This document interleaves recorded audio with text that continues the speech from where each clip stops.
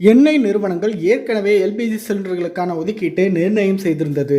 ஒரு வருடத்தில் மானியத்துடன் 12 LPG cylinder மட்டுமே வாங்க முடியும். அதாவது 12 மாதங்களில் 12 சிலிண்டர்கள் மட்டுமே கிடைக்கும். இதைவிட கூடுதல் சிலிண்டர்கள் தேவைப்பட்டால் மேலும் 3 சிலிண்டர்கள் வழங்க எண்ணெய் நிறுவனங்கள் அனுமதித்துள்ளனர். ஆனால் இந்த சிலிண்டர்களுக்காக பதிலாக நுகர்வோருக்கு மானியம் கிடைக்காது. ஒரு மாதத்தில் 2 சிலிண்டர்கள் எடுத்திருந்தால் 3வது சிலிண்டர் கிடைக்காது. எனவே ஆண்டு முழுவதும் 15 சிலிண்டர்கள் மட்டுமே கிடைக்கும்.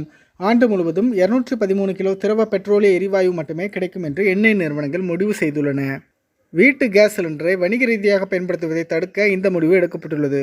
அதிக உறுப்பினர்கள் ஒன்றாக வசிக்கும் வீடுகளில் ஒவ்வொரு மாதமும் 2 சிலிண்டர்கள் எல்பிஜி பயன்படுத்துவது பொதுவான விஷயமாகும்.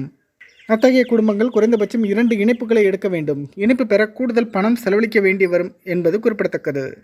மேலும் உஜ்வாலா திட்டத்தின் கீழ் கேஸ் சிலிண்டர் இணைப்பு பெற்றுள்ள பயனாளர்களுக்கு ₹300 மானியத் தொகை வழங்கப்படும். மற்ற கேஸ் இணைப்பு பயனாளர்களுக்கு ₹49 வழங்கப்பட்டு வருகிறது. அதிலும் பல பேருக்கு அது வருவதில்லை என்பதும் குறிப்பிடத்தக்கது.